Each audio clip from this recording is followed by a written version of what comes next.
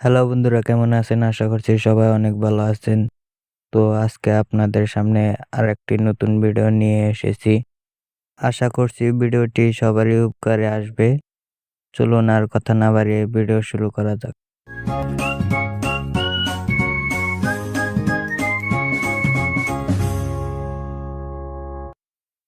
প্রথমে চলে যাও প্লে স্টোরে। এখান থেকে লিখব রিমুভ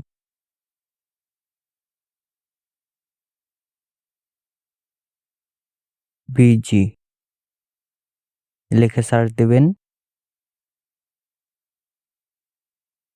এই অ্যাপসটি আপনারা ডাউনলোড করে ওপেন করে নেবেন।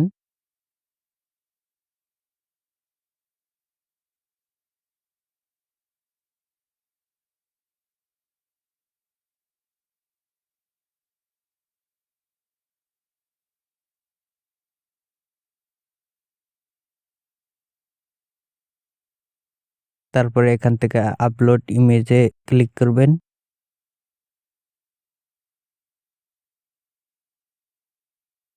এখান থেকে আপনার ছবিটা সিলেক্ট করে নেবেন।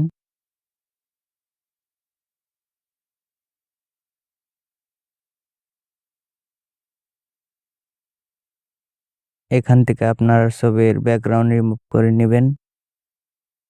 রিমুভ হয়ে গেলে ডাউনলোড করে নেবেন।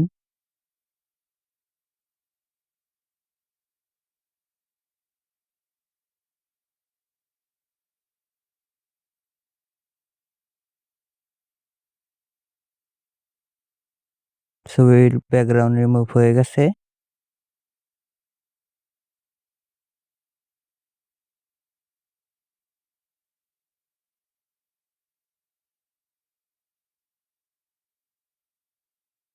এবার আমরা আবারও প্লে স্টোরে চলে যাব।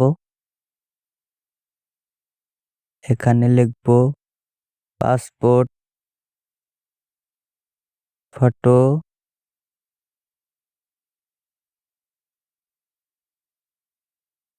মেকার লিখে সার্চ দেব।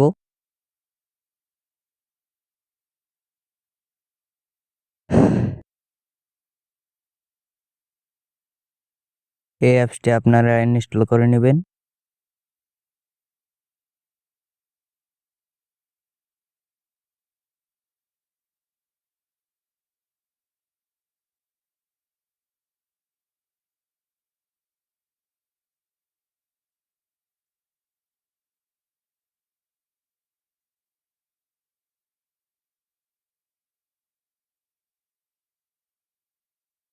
ইনস্টল হয়ে গেলে এখান থেকে ওপেন করে দিবেন।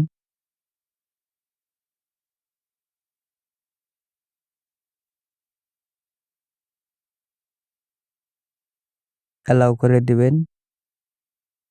তারপরে স্টার্ট করে দিবেন।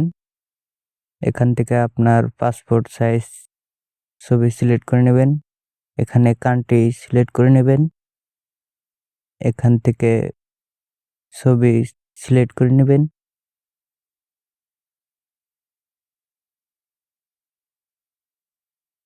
এখান থেকে আপনার ছবি সাইজ করে রোটেট করে নেবেন।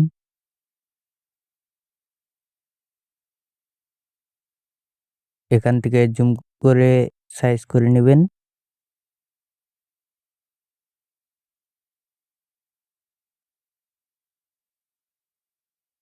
এখান থেকে আপনারা চাইলে স্টক কালার দিতে পারেন, সাইডে যে কালারটি থাকবে।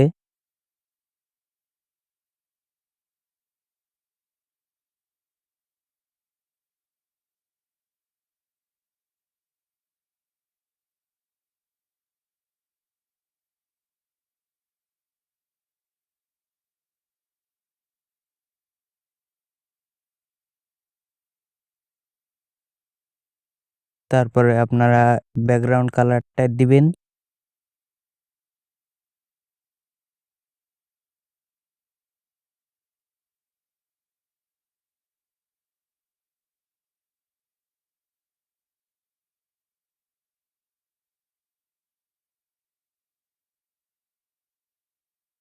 এখান থেকে চাইলে আপনারা ক্রপ করে নিতে পারেন।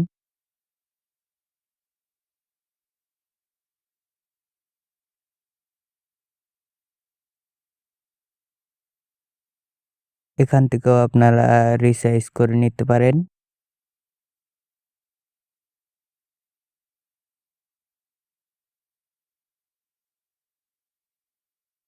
সবকিছু ওকে হয়ে গেলে এখান থেকে আপনার ব্যালেন্সও চেক করে নিতে পারেন।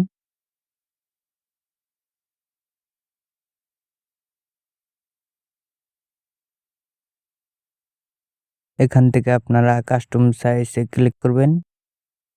এখান থেকে আপনারা A4 সিলেক্ট করবেন। আপনি কয়টি ছবি প্রিন্ট করতে যাচ্ছেন সেই কয়টি লিখে ওকে দিয়ে দিবেন।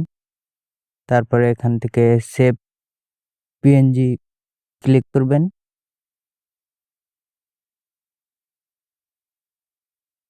আপনার ছবি হয়ে গেছে। আপনারা আপনার বাড়িতে প্রিন্টার থাকলে অবশ্যই এখান থেকে প্রিন্ট করতে পারবেন।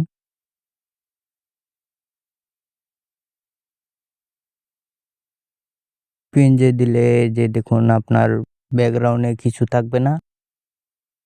ছবিটি প্রিন্ট করতে সুবিধা হবে। ভিডিওটি ভালো লাগলে অবশ্যই লাইক, কমেন্ট এবং এরকম নতুন নতুন ভিডিও পাওয়ার জন্য চ্যানেলটি অবশ্যই সাবস্ক্রাইব করবেন।